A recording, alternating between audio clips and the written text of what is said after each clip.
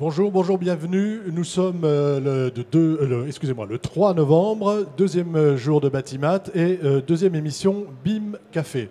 Et nous allons nous intéresser ce matin au BIM et aux entreprises. L'idée, c'est de savoir comment les entreprises appréhendent cette problématique, si c'en est une. Et avec nous autour de la table, les représentants donc, des entreprises, avec David Morales, qui est référent maquette numérique à la CAPEB, qui est aussi plaquiste. Bonjour. Bonjour, et vous êtes président de l'UNA CAPEB pour les métiers du plâtre. C'est exact. À côté de vous, monsieur Michel Drouin, référent maquette numérique à la FFB. Vous êtes aussi entrepreneur, évidemment, vous êtes carreleur, et vous êtes le bienvenu pour nous parler de ce qui va se passer à la FFB. Oui, bonjour. Bonjour. À côté de vous, monsieur Pierre Mitte, vous êtes économiste de la construction. Vous avez été président de l'INTEC et vous êtes vice-président Média-Construct. Et vous faites partie aussi des comités de pilotage et vous êtes animateur des groupes de travail, cycle de vie et interopérabilité. Et vous vouliez ajouter quelque chose ? Dire bonjour. Bonjour. Et évidemment, les deux personnes qu'on a vues avant, M. Morales et M. Drouin, sont également font partie tous deux des groupes de travail. On a aussi M. Bertrand Delcambre, donc, qui est président du plan de transition numérique dans le bâtiment. Merci d'être venu jusqu'ici. Et Monsieur Manuel Gonzalez, vous êtes directeur commercial d'Aquitaine Informatique. Vous apportez la solution peut-être aux entreprises du bâtiment pour intervenir et appréhender le BIM. Donc Monsieur Delcambre, le BIM, on en parle beaucoup. Vous êtes président du plan numérique. Est-ce que vous pouvez nous dire en quelques secondes ce qu'est le plan de transition numérique dans le bâtiment ? Oui, alors c'est un plan qui a été mis en place par la ministre en charge du logement, Sylvia Pinel, au début de cette année, avec comme objectif d'embarquer tous les acteurs du monde du bâtiment. Ils sont très nombreux, notamment les petits acteurs, les PME, les TPE, dans l'ère du numérique, avec l'idée que le numérique, fondamentalement, ça doit permettre d'améliorer la productivité du secteur, la productivité et la qualité. Donc ça, c'est le grand objectif. Alors, on est organisé, disons, ensemble. C'est l'ensemble des organisations professionnelles du secteur qui font avancer ce plan. On a des priorités. D'abord, c'est éveiller un peu la conscience de tout le monde sur ces sujets-là, parce qu'il y a beaucoup de choses à faire connaître encore. On en est encore au stade de l'apprentissage.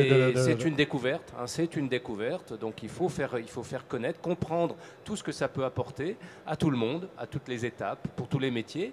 Et puis derrière, il faudra organiser un peu tout ça pour monter en compétence ces acteurs, faire en sorte qu'ils apprennent à s'en servir au quotidien, à tous les niveaux. Donc beaucoup de formation, un objectif de formation très important, des outils, des applications à développer qui doivent être adaptés aux tâches des professionnels.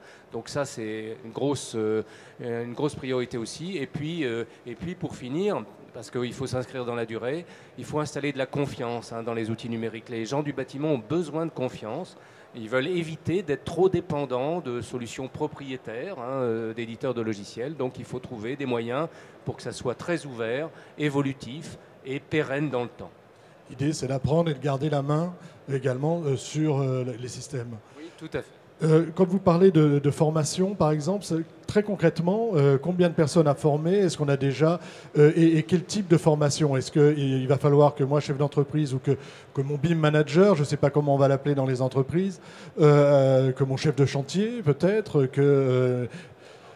aille faire une formation sur le sujet ? Beaucoup de choses à dire là-dessus. Mais si vous parlez de quantité, il faut avoir en tête que le monde du bâtiment en France, c'est à peu près 500 000 entités économiques. C'est plus d'1,5 million de personnes. Et aujourd'hui, on va dire la quasi-totalité de ces entreprises et de ces personnes découvrent seulement ces outils. Donc on a une énorme ambition de formation. C'est le début. Donc il y a des initiatives qui petit à petit se font jour sur le terrain, dans les territoires. Donc il faut qu'on encourage, qu'on soutienne, qu'on accélère ces initiatives. C'est à tous les niveaux. C'est aussi bien pour le bureau que pour le chantier. Et c'est aussi vrai pour la gestion, l'exploitation des bâtiments derrière. Donc il y a énormément de choses à faire. Il y a déjà des formules qu'on Alors par exemple, donnez-nous un petit exemple pour qu'on ait vraiment une idée. J'aimerais qu'on ait des choses concrètes. Oui, bah, écoutez, moi ce que j'aime bien citer, c'est des formules de plateformes à la disposition des acteurs. Ça commence à exister, par exemple en Alsace ou dans les Landes. Vous trouvez des plateformes qui sont des ensembles de matériel et de logiciels avec des experts à la disposition des professionnels qui viennent donc à condition effectivement qu'on ait attiré leur intérêt, ils viennent découvrir, se former. Il y a des logiciels. Hein, et puis surtout, ce que je voudrais dire là-dessus, ce n'est pas simplement une question de maîtrise d'outils. C'est une question aussi de travailler ensemble différemment. Hein. Avec ces outils-là, on va partager beaucoup plus les informations. Donc il faut apprendre à être en synchrone avec l'équipe du projet et pas chacun dans son coin. Hein, ça on le disait déjà, enfin moi je l'ai déjà beaucoup entendu à propos de la réglementation thermique 2012 par exemple, où on disait qu'il fallait travailler ensemble, coordonner. Donc normalement c'est déjà quelque chose qui existe. C'est clair que ces outils-là vont permettre de le faire beaucoup plus facilement. C'est ça le fondamental, hein, c'est appréhender la maquette numérique chacun à son niveau, mais au bénéfice de tous, hein, et partager la même vision du projet, l'enrichir ensemble, chacun à sa manière, avec chacun son métier, mais ensemble au bénéfice du projet. Alors, on va aller voir du côté des entreprises. Je ne sais pas lequel de vous trois veut commencer. Moi, ce qui m'intéressait de savoir, c'est comment ça se passe dans la vraie vie. C'est-à-dire, à la fois, les organisations que vous représentez, qu'est-ce qu'elles mettent en place pour informer et aider les entreprises à faire ce passage-là. Et puis même, de votre expérience d'entrepreneur, savoir comment vous avez été confronté ou pas au BIM et comment, dans votre entreprise, vous allez vous y prendre pour le mettre en place. Alors, on pourrait peut-être commencer par la maîtrise d'œuvre. Alors, allons-y. Vous êtes un petit peu en amont. On est un peu en amont. Donc, je veux dire que c'est un peu comme, je veux dire, au fil de l'eau. Voilà, ça va de l'amont vers l'aval. Alors, bon, nous, les économistes de la construction, comme la globalité de la maîtrise d'œuvre, bon, c'est un outil qui, aujourd'hui, commence à rentrer un peu dans les mœurs. Et je pense que chaque profession a regardé un petit peu comment il fallait un peu s'organiser. Il y a deux choses. Il y a la formation initiale et puis il y a la formation continue. D'abord, avant tout, il faut déjà apprendre son métier. Parce qu'il y a des gens qui veulent apprendre à faire du BIM sans connaître un métier. Et je pense que avant tout, il faut être de bons professionnels et le BIM, la maquette numérique, va permettre aux acteurs un petit peu de se révéler et surtout de pouvoir, et comme le disait Bertrand, de pouvoir échanger d'une façon plus intelligente. Donc aujourd'hui, on voit que dans toutes les écoles, on est en train un peu de bimiser la formation. Et en ce qui concerne les gens qui sont déjà en activité, eh bien, voilà, il faut leur mettre le pied à l'étrier. Donc au niveau de l'Intec, il y a des formations qui ont été mises en place. Alors déjà, il y a un peu du BIM pour les nuls, pour de savoir qu'est-ce que l'outil, qu'est-ce que c'est. Et puis après, il y a la réflexion qui est... et c'est pour ça que j'ai bien aimé tout à l'heure, vous disiez, représentant des entreprises. Et avant tout, nous sommes une entreprise. Et derrière, dans une entreprise, il y a des enjeux économiques, il y a des enjeux humains. Donc au niveau de l'Intec, on a mis en place des formations sur la stratégie d'entreprise. Comment, d'un point de vue management, ça pouvait avoir une interférence d'une entreprise. Et après, au niveau des outils, au niveau du matériel, comment tout ça, ça pouvait se mettre en place. Alors, après, tout dépend d'où partent les gens. Aujourd'hui, si vous avez un collègue qui est en train de faire du descriptif, je veux dire, avec Word et faire que du maîtrise à partir d'Excel, c'est vrai que la marche est un peu plus difficile. La marche est un peu plus haute. Après, aujourd'hui, il y a des gens qui ont commencé à travailler, à récupérer des données à partir d'un DWG. Bon, ben, ces gens-là... DWG, c'est pour les néophytes. Voilà, pour les formats d'échange, et c'est de la 2D. Bon, aujourd'hui, accéder vers la maquette numérique, c'est-à-dire avoir un format où on exporte des objets avec un format 3D, les IFC, Industry Foundation Class. En plus, je pense que ce qui est important, c'est que le client, au bout, ne voit pas ce qui se passe derrière. C'est-à-dire que nous, économistes, on est payés pour faire des estimations, pour faire des descriptifs, des études de faisabilité, des quantitatifs. Quel que soit l'outil que l'on utilise, le principal, c'est le résultat. Votre client, le maître d'ouvrage, bailleur social, il va l'utiliser lui aussi? Alors aujourd'hui, il faudrait que nos amis les bailleurs sociaux nous définissent une commande. Parce que je crois qu'aujourd'hui, la grosse problématique, c'est que les acteurs sont dans les starting blocks, mais au final, les gens qui vont utiliser cette maquette ne sont pas forcément au fait de ce qu'ils vont vont en faire. Une petite histoire, quand on a travaillé avec Franco Vorca sur le rapport BIM et gestion du patrimoine, on a vu que les acteurs qui sont en amont, que ce soit la maîtrise d'œuvre, les entreprises industrielles, on avait tous des modes opératoires qui étaient un petit peu comparables, quelle que soit la nature des chantiers. Par contre, quand on passe la barrière du DEO, dossier des ouvrages exécutés, ceux qui vont gérer et maintenir le patrimoine, alors là, il y a des recettes de cuisine et on a d'énormes problèmes à savoir qu'est-ce qu'ils ont besoin à l'intérieur de cette maquette au quotidien. Parce qu'aujourd'hui, la maquette peut nous permettre de répondre aux attentes. Alors aujourd'hui, on parle de la loi MOP. Eh bien, la loi MOP, toutes les attentes de la loi MOP, avec la maquette, on peut répondre. Mais demain, la maquette numérique permet de représenter l'information d'une façon différente. Et là, c'est ceux qui sont au bout de l'écran qui doivent dire qu'est-ce que dans cette maquette je veux voir. Parce que trop d'informations, une information. Donc il faut que cette information elle soit structurée en fonction du besoin. Il faut que c'est une information dont on va pouvoir se servir. Ce n'est pas de l'information pour de l'information. Tout à fait. Parce que sinon, je crois qu'on ira droit dans le mur. Alors je vais passer la parole à votre voisin. Et puis après, on reviendra quand même vers vous pour savoir comment, dans vos entreprises, vous appréhendez les choses. À la CAPEB, qu'est-ce qu'on fait par rapport à la maquette numérique? Déjà, on en parle de façon positive et c'est quand même quelque chose de très important. Il y a des gens qui sont à différents niveaux. Vous avez des artisans qui sont dans la maquette numérique, des menuisiers, des charpentiers qui sont déjà, depuis un certain nombre d'années, obligés et qui travaillent avec la maquette numérique. Ça dépend un petit peu des métiers finalement. Ça dépend des métiers, des fabrications, de ce qui se fait. Et il y a des gens qui ne sont pas du tout au courant, donc il ne faut pas faire peur aux gens qui ne sont pas au courant. Il faut les amener vers ça. Alors, Pierre a parlé d'un outil qui, lui, fait partie du cœur de métier.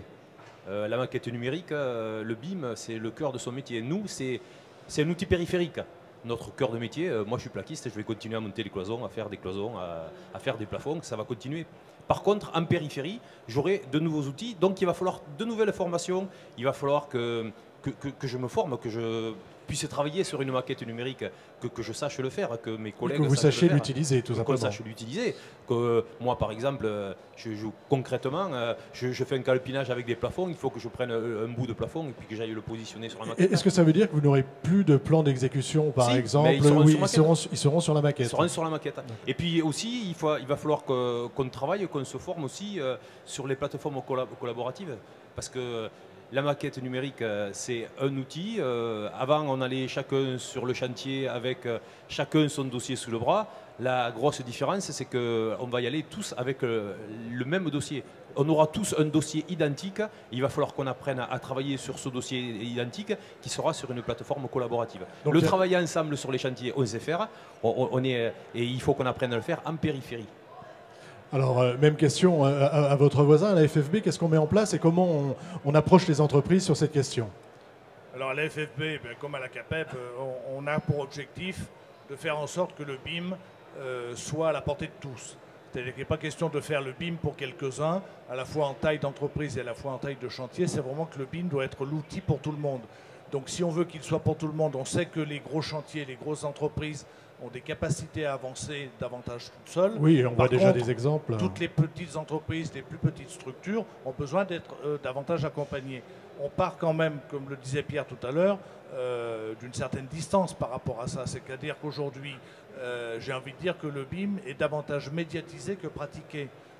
On le trouve dans la presse professionnelle, des tas d'articles, et ça finit parfois par être un peu contre-productif parce qu'il y a des gens qui se disent mais ça avance à une telle vitesse, et moi je suis toujours à la place où je suis, c'est-à-dire que j'ai... Oui, alors après ça peut créer des réticences et voilà, se dire oula, j'y suis pas encore. Ça peut créer quelques craintes, et donc nous l'objectif qu'on s'est fixé, c'est effectivement de communiquer le plus possible, d'abord à un niveau d'information, puis à un niveau de vulgarisation, puis après rentreront les phases de formation. Parce que la Fédération du bâtiment considère que c'est un outil d'avenir, un outil de progrès pour notre corporation et qu'il ne faut absolument pas passer à côté de ça. Est-ce que ça va faire progresser votre travail sur les chantiers? C'est-à-dire, est-ce que finalement vous disiez que vous étiez plaquiste et puis ça ne change pas grand-chose, vous serez toujours plaquiste. Est-ce que c'est quelque chose qui va faire progresser les entreprises sur les chantiers? Oui, il va y avoir des changements tout à fait intéressants. Si vous voulez, le principe de la maquette numérique, c'est un petit peu la construction virtuelle du bâtiment. C'est-à-dire qu'on va faire de manière virtuelle en amont, une construction et permettre de détecter effectivement un certain nombre de clashs et d'anomalies plutôt que d'attendre la phase d'exécution comme c'est le cas aujourd'hui dans bien des cas, puis de dire « Ah ben ça, j'avais pas pensé que, ah ben j'avais pas demandé, on m'avait pas dit ». Donc là, c'est le marteau-piqueur qui joue, c'est les rapports un peu conflictuels, et c'est des surcoûts qui sont là pour pallier les choses, parce qu'il faut bien avancer. La maquette numérique doit permettre, pas demain matin, mais à partir du moment où elle va être maîtrisée, et à partir du moment où le maximum d'acteurs vont pouvoir participer effectivement à l'élaboration et à la vie de la maquette, ça va permettre effectivement d'améliorer de manière assez considérable les choses, parce qu'on aura un outil qui sera précis, qui permettra de visualiser, et il n'y aura pas de détour. Ça passe ou ça passe pas, on voit ou on voit pas. Monsieur Morales, sur cette question, et après je vous donne la parole, Pierre Mitte. Moi, je suis persuadé que toutes les innovations sont facteurs de progrès. C'est une innovation, où l'on suit notre société. Faut avouer qu'on était un peu en retard. Quand on regarde autour de nous les autres industries, quand on regarde ce qui se passe, on avait un petit peu de retard. C'est pour ça que le gouvernement c'est a une mis en place... industrialisation du secteur du bâtiment? C'est pas une industrialisation, c'est une façon plus numérique de voir le bâtiment. C'est une modernisation, quoi, hein. Il y a absolument besoin. Le numérique, il est déjà partout dans la société. Alors, il faut savoir s'en servir aussi bien au travail, au bureau, sur le chantier que chez soi, hein. Et les jeunes aujourd'hui, de toute façon, ils sont nés avec ça. Ils sont nés avec ça. Et voilà, le monde du bâtiment, ben, de toute façon, va se transformer avec ces outils-là. Il va désormais vivre avec ces outils-là. Et notre travail, c'est de prendre ces jeunes, de prendre ces gens qui sont un peu en avance et qui sont déjà, eux, dans la maquette numérique de par leur métier. Et il faut que l'ensemble avance. Avance ensemble. Voilà. Tout à fait. Okay. Oui, je voulais rajouter qu'aujourd'hui, on a un discours vis-à-vis de nos adhérents que l'on rencontre dans les territoires. C'est davantage de leur dire, la question ne se pose pas de savoir si on va vers le BIM ou on n'y va pas. La question, elle se pose en termes de dire, à partir de quand j'y vais? Quand je serai préparé? Comment je fais pour Quand et comment? Quand et comment? Sur le quand, est-ce qu'on a une réponse? Est-ce que c'est 2020? Tout le monde sera à peu près prêt? Est-ce que c'est 2025? C'est le plus tôt possible. Oui. C'est le plus tôt possible. C'est chaque jour un peu mieux. Pierre Mitte. Pour une fois qu'on ne nous impose pas quelque chose, une fin de chantier, on va en profiter. Je pense que, pour rebondir sur la problématique de notre monde du bâtiment, s'il y a un retard par rapport aux autres industries, il faut regarder la cartographie. Le monde de l'industrie, de la voiture et de l'aéronautique fait appel à des gens qui passent les commandes qui sont beaucoup moins nombreux, et les acteurs ont une structuration qui n'a rien à voir avec le monde du bâtiment. Donc en fin de compte, ce sont les filières qui se sont mobilisées pour dire, de toute façon, on a quasiment les mêmes clients, on a, que tu t'appelles EADS ou que tu t'appelles, je vais dire, Boeing, voilà, on travaille un peu de la même façon. Donc, c'était relativement facile. Après, il y a aussi le vieil adage qui dit que dans le monde du bâtiment, on fait un prototype à chaque fois et que les autres, ils font de la série. Je pense que là, il faut un peu arrêter. Et aujourd'hui, il y a des acteurs qui disent, si vous, gens du bâtiment, vous êtes en capacité de vous mettre d'accord sur un format d'échange de données, et c'est pour ça que la notion de format IFC est très importante, après, gérer l'information, on sait faire. C'est plus compliqué de gérer des formats que de gérer de l'information. Alors, après, vous parliez dans mon entreprise, dans mon cabinet, comment ça s'est passé. Alors, en fin de compte, chez nous, depuis une trentaine d'années, on était comme Monsieur Jourdain qui faisait de la prose sans le savoir. Nous, on faisait du BIM sans le savoir. Parce qu'il y avait longtemps qu'on avait intégré la notion d'objet et de se dire un mur, c'est une des composantes dans le bâtiment. Et cette composante du bâtiment, à l'intérieur de ce mur, il y a plein de choses qui répondent à différentes fonctions. Il faut traiter la partie porteuse, la partie esthétique, la partie acoustique, la partie thermique, et en fin de compte, il y avait un ouvrage qui était là, et donc on essayait de le qualifier. Et c'est vrai que quand, chez nous, dans notre cabinet, on est passé et qu'on a pu enfin récupérer des objets au format EFC issus de maquettes faites par des architectes, eh bien, on a pu, en fin de compte, donner, ce que je veux dire, une visualisation de l'économie de la construction. C'est pas seulement donner un CCTP et de donner un quantitatif, c'est de démontrer d'une façon visuelle où on a compté les choses, où elles sont localisées, qu'est-ce que c'est et combien ça coûte. Et si à une époque, on était à donner des documents qui étaient des fois parfois un peu rébarbatifs. Et aujourd'hui, sur un chantier, si on a la capacité de donner une visionneuse, eh bien, quand sur le chantier dit le siphon de sol, il est où? Eh bien, le siphon de sol, on voit où il est positionné. On voit où il est positionné. Et depuis toujours, on dit qu'un petit dessin vaut mieux qu'un long discours. Bon, nous, dans notre cabinet, on a eu la chance de choisir un éditeur qui était aussi dans cette logique, dans cette idée-là, et que, je veux dire, financièrement parlant, de travailler dans un univers de l'IFC, l'investissement, c'était, bon, à l'époque, c'était 600 € pour pouvoir basculer des IFC et les lire. Voilà, et comme je disais tout à l'heure au départ, tout dépend, je veux dire, tout dépend d'où est-ce qu'on part. Et le principal, c'est qu'au final, il y ait toujours le même résultat attendu par celui qui vient nous voir, parce que c'est pas parce que je fais du BIM, c'est parce que je suis un bon économiste de la construction. D'accord. Alors, je vais donner la parole à Monsieur Manuel Gonzalez. On ne vous a pas encore entendu. Vous, c'est Aquitaine Informatique, vous êtes sur les logiciels, justement. Aujourd'hui, vous avez une offre de logiciels que vous êtes en train de faire évoluer. Et ce que je voudrais savoir, c'est un peu déjà votre réaction par rapport à vous, quand des entreprises viennent vous voir sur l'offre, comment ce qu'une entreprise est capable, comme la vôtre, de proposer en termes d'action pour les entreprises du bâtiment. Donc aujourd'hui, à Aquitaine Informatique, nous sommes éditeurs d'une solution de gestion pour les entreprises du BTP. Cette solution comprend un certain nombre de modules qui commencent par de l'étude de prix et du suivi de chantier, entre autres. Donc aujourd'hui, les entreprises, et on le voit au travers de ce qu'on vient d'entendre, sont très demandeuses, en tout cas, d'informations au niveau du BIM et se rapprochent de nous pour savoir effectivement comment on compte intégrer ces notions-là.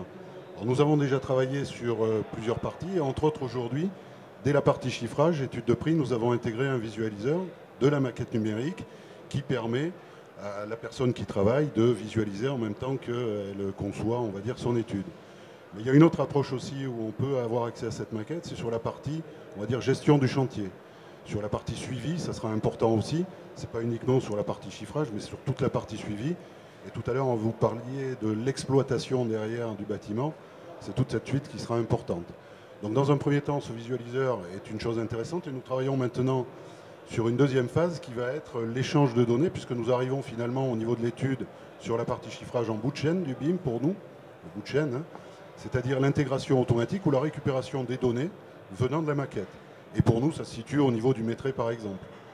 Donc aujourd'hui, il y a des éditeurs qui travaillent au niveau dessin, et à partir de ce dessin et des IFC dont vous parliez, on a tout à fait la capacité à récupérer directement les données pour les intégrer dans le module de métré qui fait partie de l'application. Voilà. Pour l'entreprise qui a déjà votre logiciel, mais j'imagine que c'est pareil chez vos collègues, hein, l'idée, c'est quoi? Ça va être une extension de leur...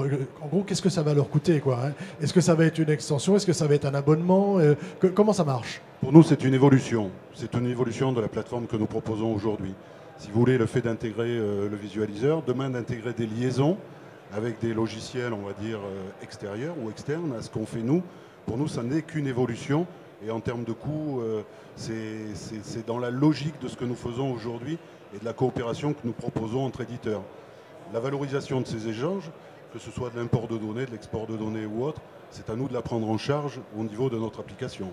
Alors, si j'ai bien compris, je ne suis pas un grand spécialiste de l'informatique, hein, mais vos systèmes sont capables de dialoguer avec d'autres systèmes. Ça veut dire qu'il faut que tout ça soit ouvert?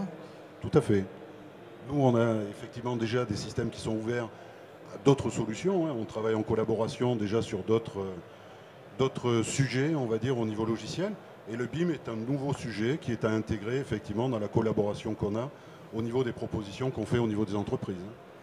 Je vous donne la parole en 30 secondes. J'ai encore une question. Je voulais savoir, moi, ce que vous demandent le plus les entreprises. Quand elles viennent vous voir, c'est quoi la démarche et qu'est-ce que l'entreprise vient vous demander, en fait?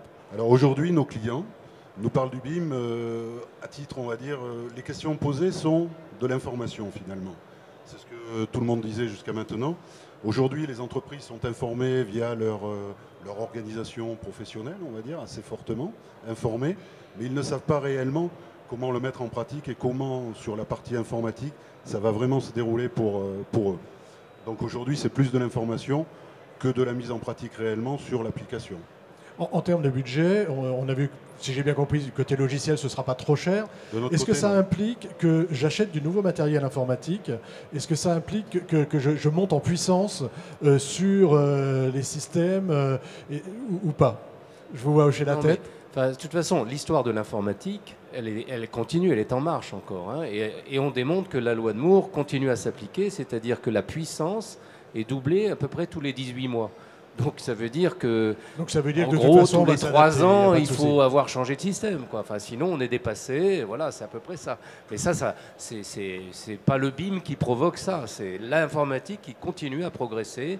Et faites le calcul sur ce que ça représente en 20 ans. Vous verrez le nombre de zéros qu'il y a. C'est énorme. Hein, c'est énorme. voilà. Alors, je dirais qu'à notre niveau, puisque nous, on parle gestion, on est éditeur de gestion, donc on arrive en bout de chaîne, il n'y aura pas d'investissement supplémentaire pour les entreprises.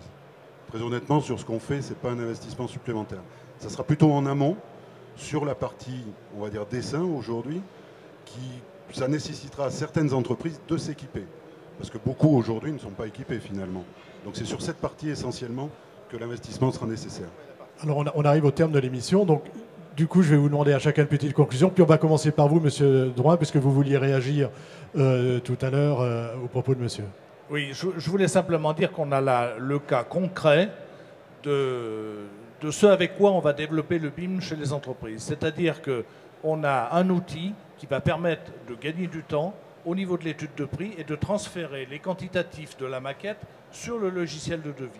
Aujourd'hui, la plupart des entreprises qui répondent à des appels d'offres, qui font des consultations, refont tout le même travail, chacun dans leur bureau d'études. On refait de la saisie, remesurent leurs plans de remesurent les dés, plans. remesurent leur quantité, avec tous les risques d'erreur naturellement, et qui fait que vous avez une perte en ligne individuellement répartie dans toutes les entreprises, tout le monde fait la même chose. Or là, vous avez la faculté de récupérer les éléments gratuitement avec une certitude de résultats et de fiabilité. Donc vous avez effectivement un outil remarquable. Donc ça, c'est le premier élément clé qu'il faut mettre en valeur auprès des entreprises en disant, voilà, déjà, si vous ne faites rien d'autre avec le BIM, vous ferez déjà ça, et ça, c'est déjà un progrès. Du coup, vous n'avez plus à faire tout ce travail de ressaisie qui était quelque chose de... Et en réalité, c'est vraiment des petits exemples comme ça, petits ou pas petits, mais ces exemples-là qui font qu'on va attirer les entreprises de toute taille sur le BIM, parce que concrètement, c'est des points qui les concernent tous les jours. Et vous, dans votre entreprise, est-ce que vous avez déjà commencé à travailler sur ce sujet? Et si oui, comment? Alors on commence effectivement par ce biais-là, parce que le bureau d'études effectivement consacre beaucoup de temps à ces études. Donc on est en train d'évaluer l'évolution de notre logiciel d'études de prix et de gestion de chantier pour pouvoir incrémenter la maquette numérique dessus. Merci, Monsieur Morales. Donc une petite conclusion et puis éventuellement des réactions à tout ce qui a été dit tout de suite. Alors de suite, pour faire le lien, c'est vrai que la ressaisie, vous faites un arrondissement d'une petite école. Allez, on passe 2 heures à ressaisir ce qu'avait saisi avant l'architecte et avant l'économiste. Voilà, donc ça va faire beaucoup de choses. Là, je pense que demain, avec le logiciel, je crois qu'aujourd'hui ou demain, on va me présenter un nouveau logiciel, celui que j'utilise là, qui sera un peu adapté à ça. On va appuyer sur un bouton et ça sera fait. 2 heures de gagner. Déjà, celles-là, elles sont gagnées, c'est sûr. Après, sur la maquette numérique jusqu'à maintenant, entre corps d'État, moi, par exemple, plaquiste avec l'électricien ou le plombier, j'imagine par où va passer le plombier et comment ça va se passer. J'imagine. Demain, avec la maquette numérique, je vais le visualiser. Est-ce que chez moi, mon chantier... qui est une rénovation. Qui est une rénovation et qui sera pris en charge éventuellement par une entreprise où il n'y a pas... J'ai pas d'économiste, j'ai pas d'architecte. Je suis allé voir une entreprise générale où je suis allé voir mon maçon qui va faire le rôle d'entreprise générale et qui va travailler avec vous, plaquiste, et avec un plombier. Là, comment ça va se passer? Très rapidement. Un relevé de l'existant. Un appareil qui, pour le moment, est très cher, qui va être de moins en moins cher, qui va se rapproprier. On mettra un appareil, genre votre caméra là, au milieu d'une pièce. En 1 minute, elle aura visualisé la pièce. En 10 minutes, on aura fait toute la maison. Il y a des logiciels qui seront capables de reconnaître les fenêtres, les portes, le sol, le plafond, mais est-ce que ça veut etc. dire quand même que vous, il va falloir investir... vous, le cœur du métier, c'est quand même la personne qui va poser la plaque, qui va faire la vis. Oui. Ça veut quand même Mais dire parce que... qu'est-ce que vous pensez qu'on fait quand on va en rénovation? Vous pensez qu'on ne fait pas un relevé? Si, bien sûr. On oui, fait exactement la même chose. Faites la même chose. On aura des outils pour On faire aura ça. des outils pour faire ça qui Voilà, facilitent. tout à fait. Je pense qu'on va avoir une relation avec le client particulier que vous êtes qui sera beaucoup plus facile parce qu'on va tous visualiser ensemble. Si on vient vous voir avec un plan 2D et puis qu'on vous explique que la hauteur sous plafond, elle sera plutôt comme ça, qu'ici on va faire telle démarche d'aménagement de pièces, quand vous avez une maquette 3D, que vous vous promenez à l'intérieur de votre bâtiment ou de votre maison individuelle, les choses sont beaucoup plus claires. Vous avez une relation à la fois technique et commerciale qui sera grandement facilitée parce que beaucoup plus claire. Donc la maquette numérique descend jusqu'au chantier du particulier, on est bien d'accord. Bien évidemment. On est bien d'accord. Pierre, Mitt, une petite conclusion. Ouais, moi je vais casser l'ambiance. Aïe. Non, mais, On a l'habitude, ne vous inquiétez pas. ouais. Non, mais la maquette ne va pas tout faire. Oui, oui, elle ne va pas tout faire. Il faut continuer à travailler. Voilà. Et, non, mais ce qui est important aussi, c'est que vous devez faire sur quoi vous êtes en responsabilité. Voilà. C'est-à-dire que chacun fait son métier, chacun garde Par exemple, son le métier. petit exemple qu'on vient de donner là, c'est qui en a la responsabilité de ce maîtrise, c'est l'entreprise Tout dépend leader de la mission qui était confiée aux acteurs. Donc c'est vrai que la maquette, on peut faire beaucoup de choses, mais il y a un moment, il y a un final. S'il y a un problème, est-ce que vous avez bien fait quelque chose dont vous avez la responsabilité? Donc je veux dire, soyons aussi vigilants à ne pas faire n'importe quoi, parce que derrière, ça pourrait être contre-productif. Voilà. Donc je crois qu'aujourd'hui, comme disent certains, il faut raison garder. L'outil est formidable, mais nos amis assureurs regardent ça aussi d'un bon œil et disent oui, d'accord, mais à condition que chacun fasse sur quoi on peut lui attribuer oui, une parce qu'il ne faut pas responsabilité. oublier les problématiques d'assurance après. Voilà. Monsieur Gonzalez, très rapidement sur l'évolution des logiciels. Par rapport à ce que disait M. Drouin tout à l'heure aussi, moi je crois que vis-à-vis du client particulier dont vous parliez, je crois que la maquette aura un côté vendeur, beaucoup plus professionnel de la chose, beaucoup plus vendeur vis-à-vis du client. Donc c'est ce côté-là aussi qui peut être intéressant dans la chaîne complète demain. Monsieur Delcambre, c'est pour vous, vous avez eu le mot d'introduction, vous aurez le mot de la fin. Oui, je vous remercie, mais moi ce que j'ai envie de dire à ce stade, c'est le numérique, c'est l'affaire de tous. Et au fond, avec ce plan de transition numérique dans le bâtiment, on a réussi une chose, hein, il faut qu'on continue bien sûr, mais c'est à rassembler tous les acteurs. Parce que ce progrès-là ne sera vraiment atteint que si tout le monde, toute la chaîne de valeur du bâtiment y participe. Il ne faut pas qu'il y ait un maillon faible dans le numérique. Et c'est vrai pour la maîtrise d'ouvrage, c'est vrai pour la maîtrise d'œuvre, c'est vrai pour les entreprises, c'est aussi vrai pour les fabricants et pour les éditeurs de logiciels. C'est tous ensemble qu'on va réussir ce challenge et les conditions aujourd'hui me paraissent réunies. Donc c'est super. Mais écoutez, merci beaucoup messieurs et puis bonne continuation sur cette maquette numérique et entreprise. Merci.